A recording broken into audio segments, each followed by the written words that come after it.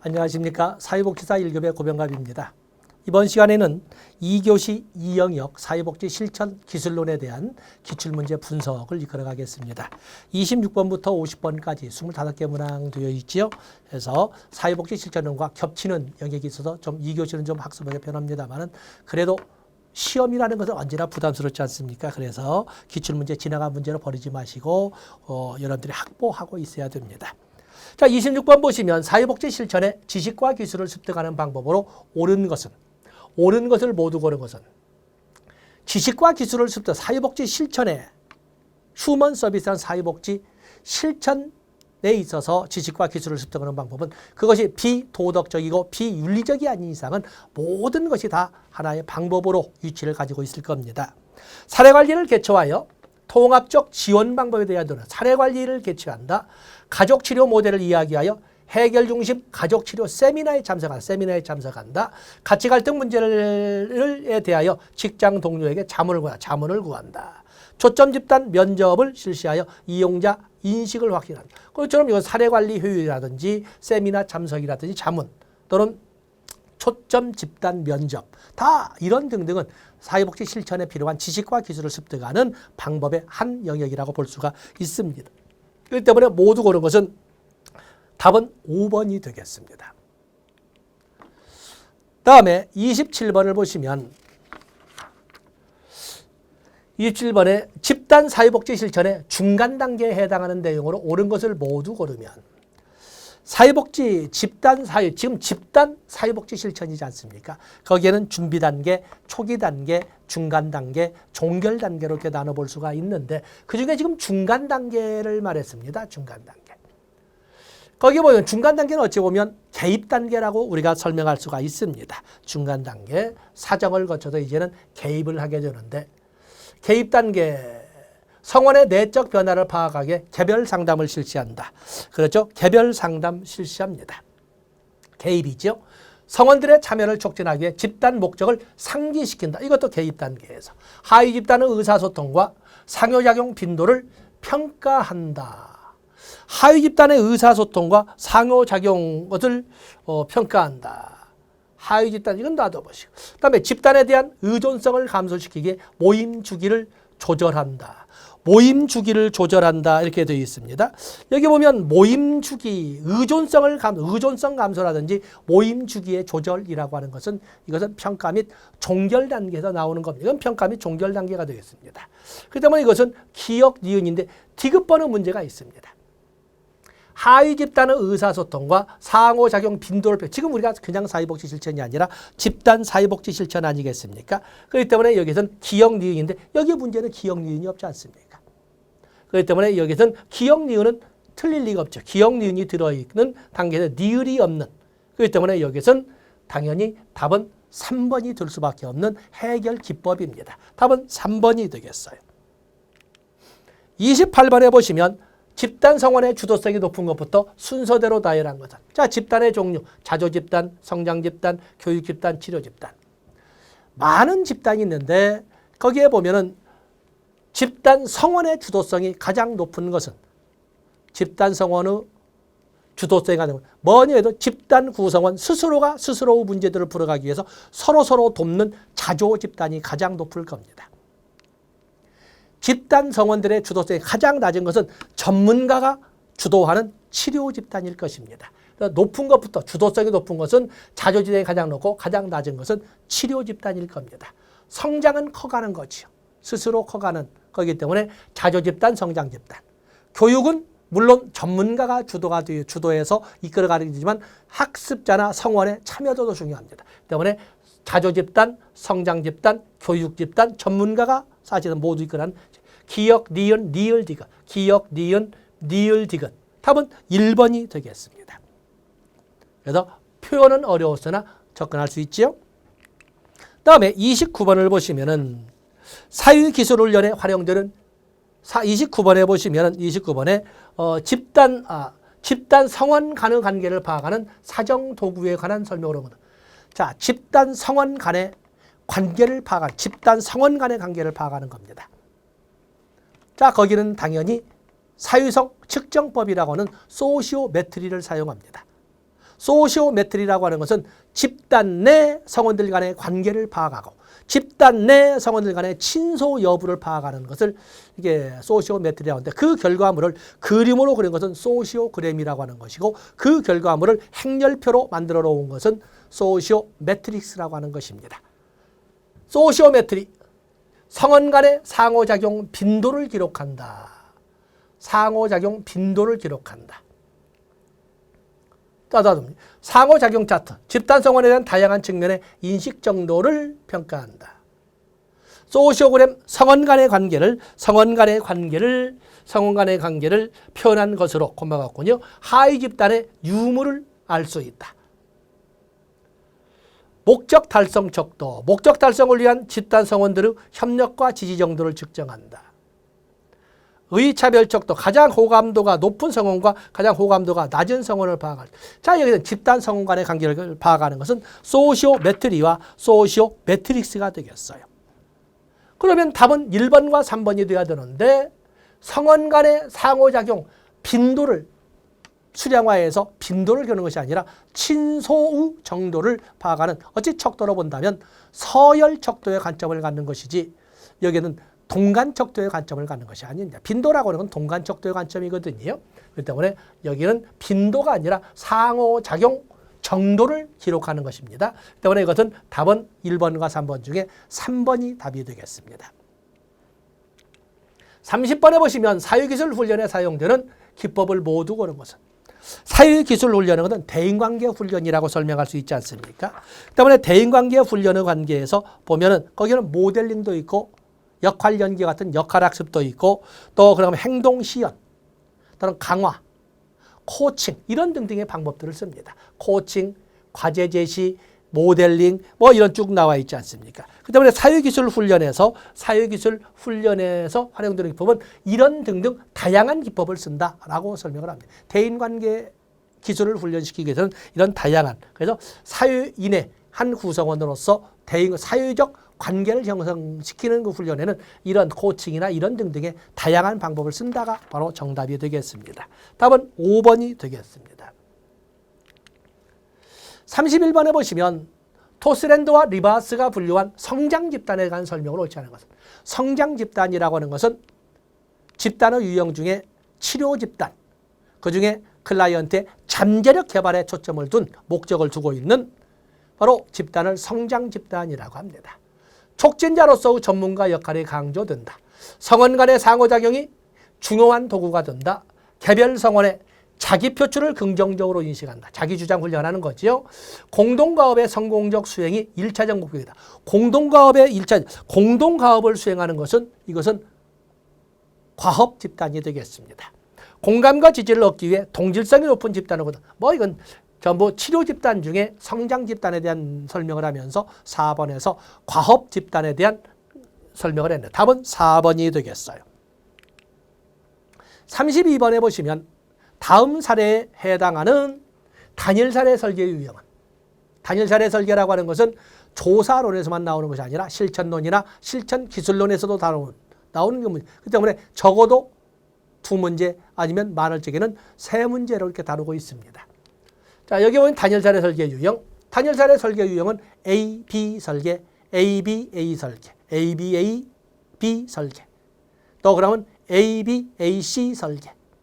또 그런가 하면은 복수 기초선 설계 등등은 다양한 유형이 있습니다. 노유복지관 사회복지사가 어르신들의 우울감 개선 프로그램을 계획하였다. 프로그램 시작 전에 참여하는 어르신의 심리 검사를 행하였고 시작 전에 어르신의 심리 검사를 실시하고 2주간의 정서 지원 프로그램을 실시 후 변화를 측정하였다. 측정하였다. 일주일 후에는 같은 어르신들을 대상으로 2주간 명상 프로그램을 진행하여 우울감을 개선하고 했다. 똑같은 분들이죠. 똑같은 이런 그 어르신들을 가지고 심리검사를 실시한 다음에 정서지원 프로그램과 그리고 명상 프로그램을 이렇게 진행해서 우울감이 어느 정도가 개선되어 있는지를 이렇게 본 겁니다. 그래서 개입 방법을 하나는 정서지원 프로그램, 하나는 명상 프로그램을 썼습니다. 같은 기초선 A라고 쓰지요. 거기다가 서로 다른 프로그램 개입 기법을 도입해서 어느 기법이 보다 효과적인지를 알아보는 것은 A, B, AC 설계 또는 보통 A, B, C, D 설계라고 이렇게 쓰기도 합니다. 자, 여기서는 A, B, BAB 이건 유기개입 모델이고 답은 5번이 되겠습니다. 다음에 33번으로 넘어가 보시면 가정폭력 피해 경험이 있는 사회복지사가 자기 노출을 고려하는 목적으로 오는 것은 가정폭력의 피해 경험이 있는 사회복지사가 실천을 함에 있어서 가정폭력 문제로 온 클라이언트를 만나게 되면 잘못하면 역전이의 문제를 일으키기 쉽습니다. 역전이를. 그래서 여기에 보시면은 자기 노출을 고려하는 목적으로 오는 것은 따지면 사실은 클라이언트의 표현을 자꾸 권장하고 하도록 해야 되는데 사회복지사가 역전이를 일으키게 되면 클라이언트가 숨어들게 됩니다. 그렇기 때문에 역전이를 억제하기 위하여 이렇게 답변을 짓지만 활용하기 위하여 이건 말이 안 되는 거죠. 클라이언트의 표현을 촉진하기 위해 자신과 비슷한 경험인지 알아보기 위해 클라이언트의 자기 합리화를 돕기 위해 사회복지사가 자신의 문제를 극복했는지를 확인하기 위해 다 아니죠. 답은 역시 클라이언트의 표현을 촉진하기 위하여 답은 2번이 되겠습니다. 34번으로 가서 보시면 초기 면접을 위한 준비로 적절치 않은 것은 초기 면접 목적을 잠정적으로 설정을 한다. 모든 질문을 사전에 확정해 놓는다. 질문을 사전에 확정해 놓는다. 클라이언트가 생각했던 답답해했던 이런 문제들도 면접을 진행하는 도중에 얼마든지 새로운 문제로 연간 확대되어 갈 수도 있는데 미리 질문을 여기 문제에 관련된 질문을 미리 확정해 놓는 것은 그 면접을 폐쇄형으로 진행한다는 거예요. 폐쇄형도 부정적인 것은 아닙니다만 자 여기는 문제가 있죠. 슈퍼바이저나 동료에게 미리 조언을 구한다. 클라이언트 특성을 고려하여 환경에 대한 준비를 한다. 클라이언트 문제에 관련된 전문 지식을 다 좋습니다만 여기 사전에 정형화시켜 놓고 면접을 한다는 것은 이것은 부정적일 수가 있습니다. 답은 2번이 되겠습니다. 35번으로 가서 보시면 1인 가구의 가족 사정에 대한 내용으로 옳은 것을 모두 고릅니다. 1인 가구란 말을 함정으로 이렇게 했는데 1인 가구. 요즘에는 건강가정기본법에 단독가구란 용어가 이렇게 새로이 등장하지 않았습니까? 그렇기 때문에 여기 보면은 1인 가구에 관한 1인 가구. 원가족 생활주기 파악. 원가족 스트레스와 레질리언스. 희망이라든지 또는 회복 이런 또는 성장 이런 개념을 가진 건데 원가족이 그동안 가지고 있던 스트레스와 그에 대한 발전적 방향으로 이런 그 움직임을 탐색한다. 구조적 관점에서 미분화된 경계 파악. 역사적 관점으로 미해결된 과거 관계의 잔재 확인.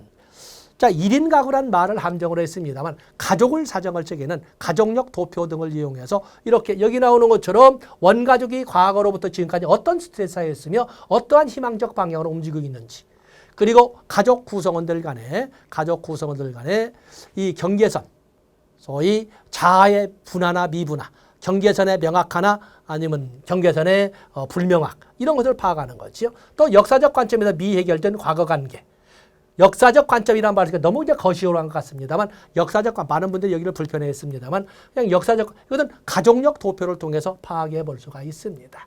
그래서 가족 사정에 대해서는 그 가족이 어떠한 아픔을, 어떠한 전력을, 어떠한 경력을, 어떠한 이런 그 움직임을 가지고 있어서 현 세대에 영향을 미치고 있는지를 파악해 보는 거거든요.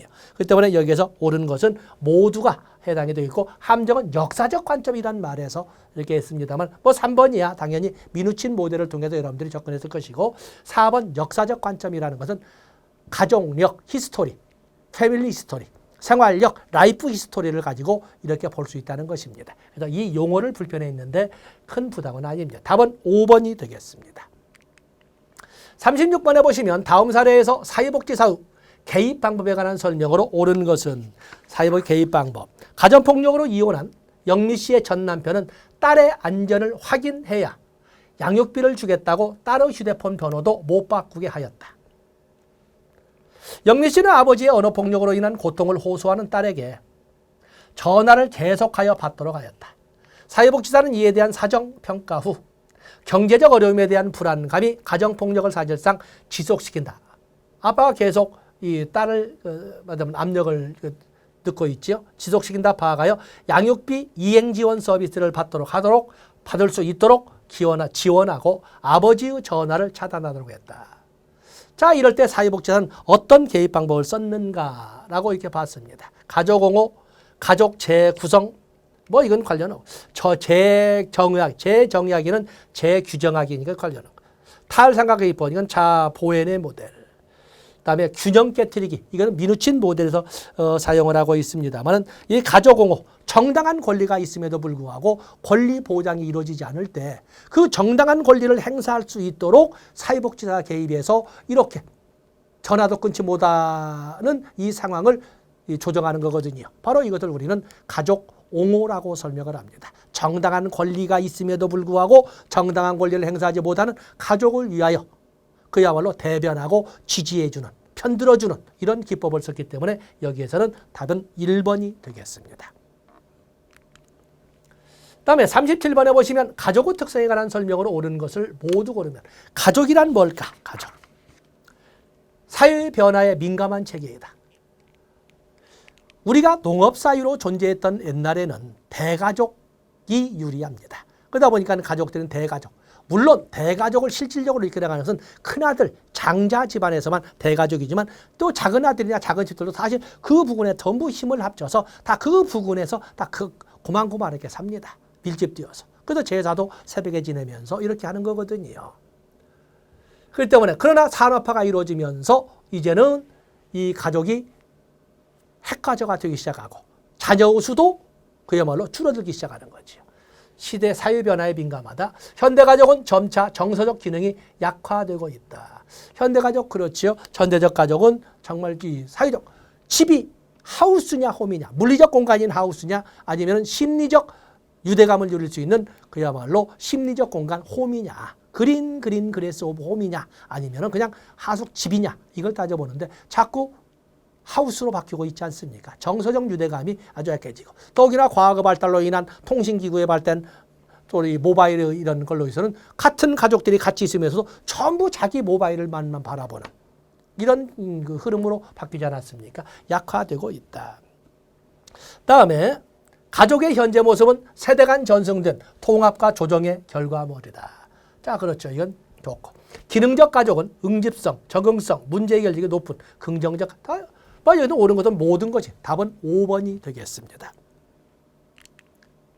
38번으로 가서 보시면 다음 사례에서 사회복지사가 우선적으로 계획할 내용으로 적절한 것은 은옥 씨는 심각한 호흡기 질환을 앓고 있으며 28세 아들은 고교 졸업 후 게임에만 몰두하며 집에만 있다.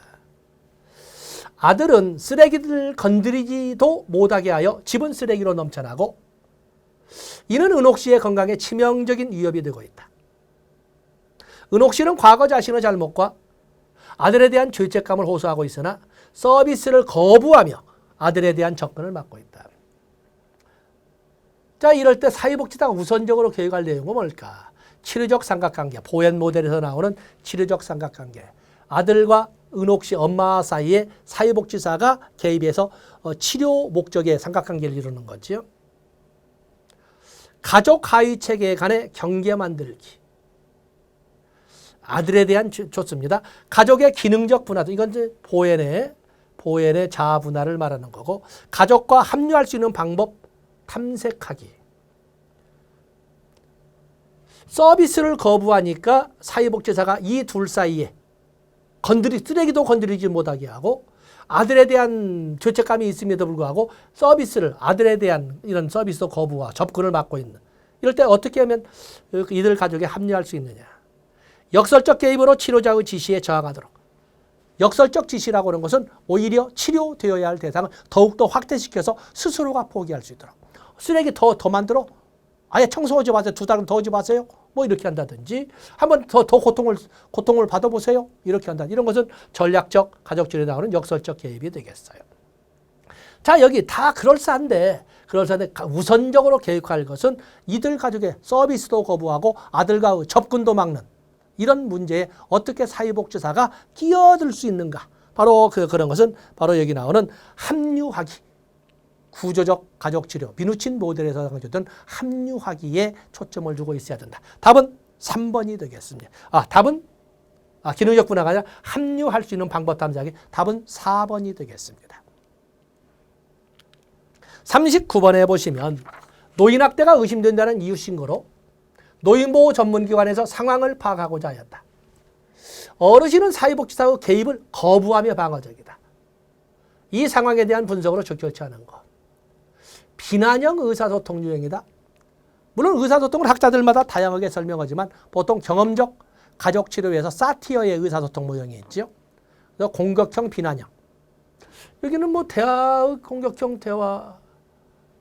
또 그런가 하면 아첨형이나 효유형. 무조건 상대방의 의견을 무조건 받아들이는. 그런가 하면은 계산형, 초이성형이라고 하죠. 철저하게 이해타산적으로. 그러면 주의산만형. 또 그런가 하면은 서로 사유적으로 일자는 사유적 유형형. 뭐 이런 식으로 나눠보고 있는데. 자, 여기 보면 비난형 의사소통은 어디서 나오지 않군요. 스스로 해결하고자 하는 의지의 표현이다. 사회복지사의 개입을 거부하며 방어적이라는 것을 이렇게 표현할 수 있죠. 스스로 해결하고자 하는 표현이다. 현재의 상태를 유지하고는 항상성이 있다. 개입을 거부하며 독립과 자립을 강조하는 사회문화적 영향의 영향으로 도움에 거부적이다. 뭐 전부 이게 셋째 줄을 가지고 설명하네요. 일방적 신고를 당해서 외부인에 대한 불신과 배신감을 느끼고 있다. 이에 대해서 거부할 수도 있죠. 이웃이 너희들이 뭔데 우리 집에 간섭해? 라고 생각할 수도 있습니다. 그러나 이 의사소통에 대한 것은 어디에도 언급이 없네요. 이건 국어 문제가 되겠다. 답은 1번이 되겠어요. 40번으로 넘어가 보시면 가계도 분석에 관한 설명으로 옳은 것을 모두 고르면 가계도 분석. 가계도 분석 보시면 세대를 통해 반복되는 패턴. 가계도라고 하는 것은 수직적 탐색 도구 아닙니까? 세대를 통해 반복되는 패턴 분석. 가족 구성에 대한 객관적 정보. 가계도니까 가족 기능의 불균형과 그에 기여하는 요인 분석. 가족 구성원별 인생의 중요 사건과 이에 대한 다른 가족 구성원의 역할 분석. 자, 가계도라고 하는 것은 가족 구성원들의 생애의 과정에서 도대체 어떤 중요 사건이 있었고 그런 사건들은 가족들에게 순환적 인과성에서 어떤 영향을 미쳤는지. 자, 이런 것도 우리가 가계도, 흐름사를 가지고 이렇게 볼 수가 있습니다.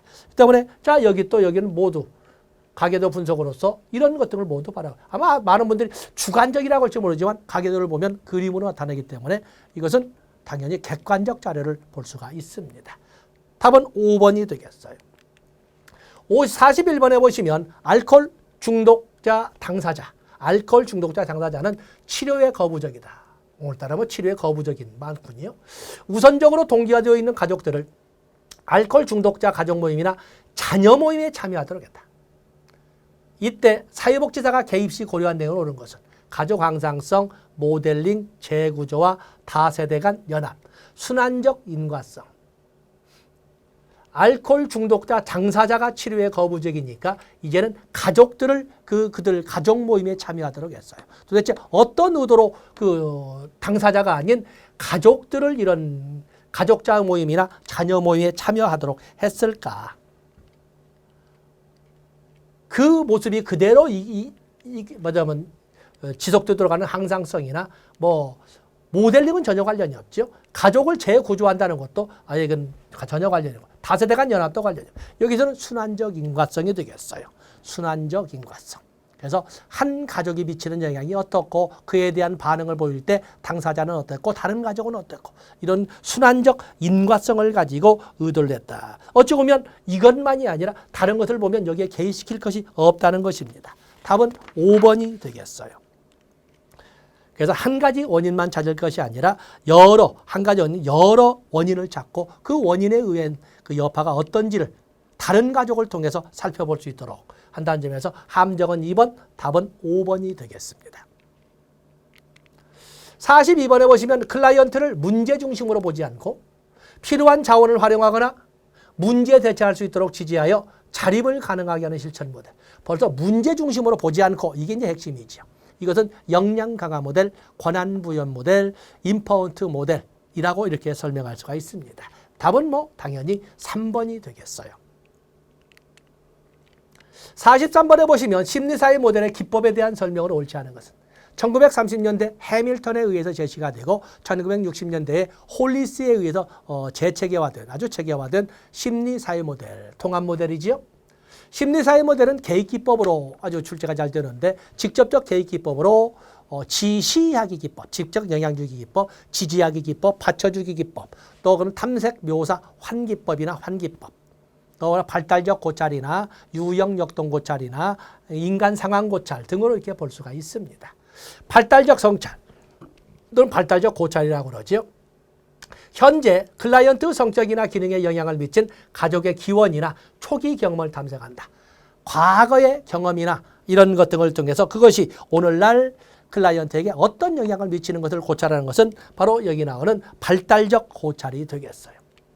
지지하기, 지지하기는 받쳐주기 기법이죠. 클라이언트의 현재 또는 최근 사건을 고찰하게 하여 현실적 해결 방법을 찾는다. 클라이언트의 현재나 최근 사건을 고찰하게 하여 현실적 방법을 찾는 것은 클라이언트라고 하는 인간과 그 인간을 둘러싼 환경에 대한 고찰, 인간 상황 고찰을 말합니다. 인간 상황 고찰. 이 지지하기라고 하는 것은 지지하기라고 하는 것은 클라이언트의 자신감을 심어주거나 클라이언트에게 자아 존중감을 갖도록 이렇게 하는 재보증이나 격려나 이런 방법을 말합니다. 이것은 지지하기가 아니라 인간 상황 고찰입니다. 탐색 기술 환기 또는 탐색 묘사 환기, 클라이언트의 상황에 관한 사실을 드러내고 감정 표현을 통해 감정의 전환을 제공한다. 탐색 기술 환기, 탐색 묘사 환기, 온전과 친절한 태도로 클라이언트의 감정이나 주관적 상태의 감정에 입하여 공감을 한다. 수용, 그럼 지지하기 기법의 세부 내용이 되겠어요. 직접적 영향주기, 이건 지시하기 기법입니다. 사회복지사와 클라이언트 간의 신뢰관계를 바탕으로 클라이언트에게 제안과 설득, 어쩌면 제안, 설득 부드러운 것 같은데 사실은 제안이나 설득은 전문가의 힘, 즉 힘의 불균형에 의해서 따라오도록 사실은 부드러운 방향으로 압력을 넣는 거거든요. 그렇기 때문에 직접적 영향주기 또는 지시하기 기법이 되겠어요. 답은 2번 지지하기가 아니라 인간 상황 고찰이 되겠습니다. 이것은 여기서만 나오는 게 아니라 내년에도 또 나온다라고 아시면 됩니다. 44번에 보시면 인지적 왜곡이나 오류의 유행에 대한 설명을 오는 것은 인지적 왜곡이나 오류라고 하는 것은 인지 행동 치료에서 보통 사용을 하는데 특히 인지적 왜곡이나 오류란 용어는 그중에서도 아론 벡의 인지적 맞으면 인지 치료에서 나오는 것입니다. 그러면서 약 10여 개의 이런 인지적 왜곡의 사례를 들었는데 과잉 일반화나 이무적 선택, 이무적 추론이나 선택적 추론 또는 선택적 추상화 또는 내 탓으로 돌리기, 개인화라고 그러지요. 또는 흑백 논리, 그러죠. 또 뭐 이런 등등을 통해서 인지적 왜곡을 설명을 합니다. 과잉 일반화는 정반대의 증거가 증거가 없음에도 불구하고 어떤 결론을 내는 것, 이것은 이무적 추론이라고 합니다. 이무적 추론은 상반된 사고의 경향성을 보이는 것은 흑백 논리라고 합니다. 개인화는 하나 또는 별개의 사건을 가지고 결론을 내린 후 비논리적으로 확장하는, 이것은 선택적 추상화라고 하는 것입니다. 상황에 대한 자신의 관점을 지지하기 위해 특정 자료를 걸러내거나 무시하는 것, 이것도 바로 선택적 추상화입니다. 그래서 선택적 3번과 4번 같이 보시면 됩니다. 과장과 축소, 지나친 과장, 지나친 축소. 하나의 사건이나 별개의 사건들의 결론을 주관적으로 내리는 것이다. 이 주관적으로 내리는 것, 이것도 역시 선택적 추상화에 해당이 됩니다. 그렇기 때문에 여기에서 옳은 것은 이렇게 되어 있지 않습니까? 옳은 것.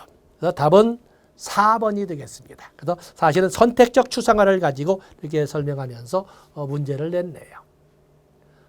다음에 45번으로 넘어가 보시면 해결 중심 모델에 대한 설명으로 옳은 것은 해결 중심 모델이 있습니다. 가족치료에서는 해결 중심 단기 가족치료라는 걸로 쓰는데 그 기본 이론적 배경은 같다고 보시면 됩니다.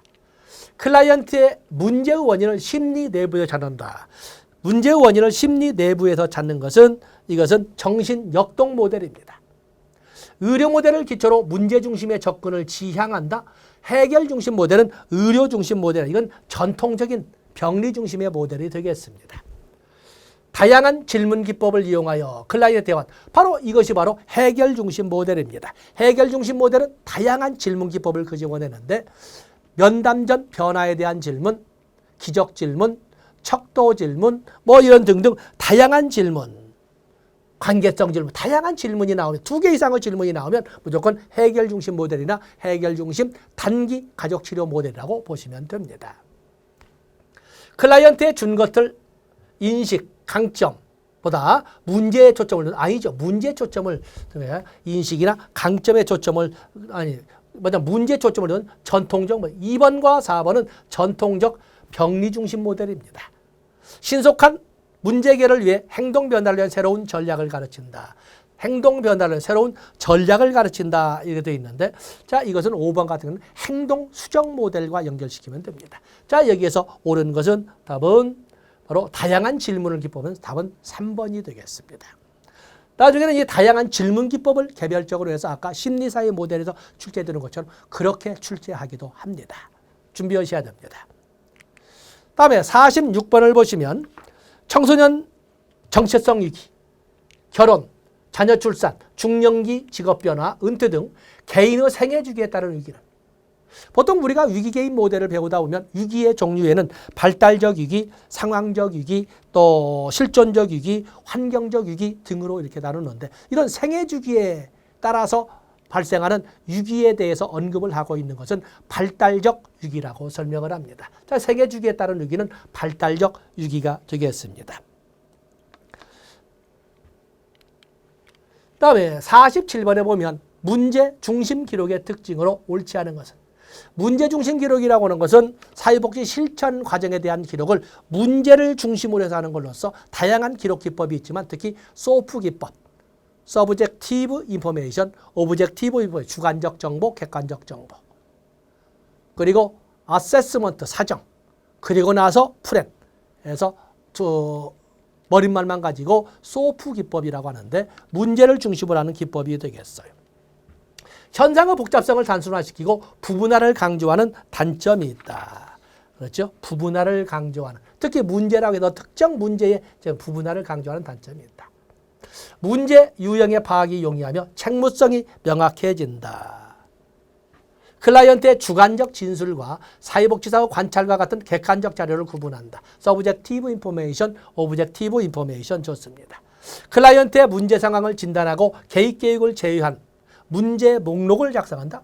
문제 중심 기록이라고 하는 것은 바로 어떻게 문제에 대응해야 될 것인지, 각 문제에 대해서 무엇을 할 것인지에 대한 문제 해결에 대한 계획을 기록하는 기법입니다. 그 계획을 기록하고 계획의 진행 상황을 기록하는 것이지 이에 대한 계획을 제휴한, 이거 틀린 거죠. 그래서 문제 중심 기록은 문제를 중심으로 그 문제에 대해서 어떻게 접근할 것이고 어떻게 접근했으며 이걸 진행하는 거거든요. 계획을 중심으로 접근하는 겁니다. 슈퍼바이저, 조사 연구자, 외부 전문가 등이 함께 검토하는 데 용이하다. 문제 중심이어서 그래서 전문가들 간의 의사소통이 용이하다. 이렇게 설명하는 것이 문제 중심 기록이 되겠어요. 여기서 답은 4번이 되겠습니다. 48번에 보시면 정신역동 모델에 대한 설명으로 옳은 것은 정신역동 모델, 통찰보다는 치료적 처방에 초점을 준다. 통찰보다는 내면 세계의 역동세계, 내면 세계의 역동 이런 게 있기 때문에 자, 이것은 치료적 처방보다는 통찰에 초점을 둡니다. 무의식적 충동, 그렇죠? 역동 모델. 미래의지 아니죠. 과거의 경험에 초점을 둡니다. 사회 구성주의적 관점에 영향을 받았다. 사회 구성주의라고 하는 것은 저마다의 인식의 차이, 저마다의 인식의 차이에 초점을 두는 거거든요. 그 때문에 이것은 진리의 상대성, 접근의 상대성을 말합니다. 사회 구성주의가 아니라 정신역동 모델은 소위 정신역동 모델은 결정론적 입장이라고 볼 수가 있습니다. 사회 구성주의라고 하는 것은 1950년대를 넘어서 60년대에 등장한 이론인 것이고 그전에는 구성주의에 반대되는 것이 객관주의거든요. 그렇기 때문에 저희 정신분석 이론은 그 프로이드가 1930년대에 사망을 하게 되는데 그렇기 때문에 사실은 사회 구성주의는 시기적으로 받질 않아요. 기능주의의 이론적 기초도 이건 아니죠. 정신역동 모델의 영향을 받은 것은 1920년대에 등장한 진단주의고 그것의 확장이 바로 심리사회 모델이고 사실은 그 진단주의를 비난하고 등장한 것이 30년대의 기능주의거든요. 틀린 거죠.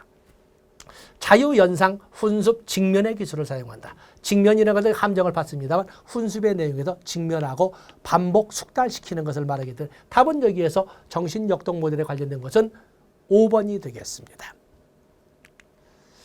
49번에 보시면 다음 사례에 적용한 실천 모델은 다양한 실천 모델이 있겠습니다만은 다양한 실천 모델. 성폭력 피해 대학생인 A는 심적 고통을 받고 있으며 서비스 제공자와의 만남도 거부하고 있다. 이에 사회복지사는 A씨가 절망감에 극단적인 선택을 할 가능성이 높다고 보고 안전학벌한 지지체를 구성했다. 자, 여기는 과제 중심, 심리사회, 유기개입, 해결 중심 다 그럴싸하지만 지금 극단적인 선택이거든요. 극단적인 선택에 대한 대안은 유기개입 모델이어야 돼요. 그래서 개입, 소위 초기에 유기 발생 직후에 조속하고 적극적 개입을 통해서 유기 발생 이전 상태에 최대한 가깝게 되돌려 놓는 것을 실질적 1차 목표로 하는 것이 유기 개입 모델이 되겠어요. 답은 4번이 되겠어요. 50번에 보시면 집단을 대상으로 한 실천의 내용을 옳지 않은 것. 집단 대상입니다. 거기 보시면 성원 간의 갈등이 심하여 조기 종결을 했다. 그래서 종결 단계, 종결을 저기는 기한을 정해놓고 그 기한 도래로 종결할 수도 있고 사회복지사가 전출을 함으로써 종결될 수도 있고 클라이언트가 너무 많이 이탈을 해서 종결할 수도 있지만 또 이렇게도 종결될 수도 있습니다. 집단 과정을 촉진하기에 공동 지도자를 주었다. 그렇죠. 공동 지도자. 복수의 지도자가 집단 상원들을 이끄는 공동 지도자. 적정 규모를 유지하기 위하여 신규 회원을 받았다. 적정 규모를 유지하기 위하여 신규 너무 숫자가 적어도 간섭 효과가 크기 때문에 상담의 의미가 실천의 의미가 좀 퇴색할 수가 있거든요. 그래서 적정 수준까지 이끌어가기 위해서 어느 정도 집단 성원의 수를 늘릴 수도 있습니다. 집단 규칙은 사회복지사가 제공한다? 아니죠. 집단 규칙이라고 하는 것은 집단 규칙은 사회복지사 또 집단 성원들 간의 합의를 통해서 만들어가는 것이 바람직합니다. 개별 성원의 의도적인 집단 경험을 유도했다. 다 그럴싸합니다만 4번이 아무리 전문가라 하더라도 단독으로 사회복지사가 또는 지도자가 규칙을 만들 수는 없습니다. 그래서 집단 규칙은 집단 상황에 적절한 행동을 할 수 있도록 적절한 행동을 하자고 사회복지사와 집단 성원들이 합의를 통해서 이렇게 설정하게 되는 것입니다. 여기에서 가장 옳지 않은 건 답은 4번이 되겠습니다. 자, 이렇게 해서 이번 시간에는 18회 사회복지사 1급 국가자격시험의 2교시 2영역 사회복지 실천 기술론의 영역을 분석해 봤습니다. 그래서 여러분들 실천론과 실천기술론 연장선상이 있지 않습니까? 그래서 공부를 할 때에는 동시에 한꺼번에 이어서 공부하시는 것이 아주 유리하다고 말씀을 드리겠습니다. 자, 여기까지 하겠습니다. 고맙습니다.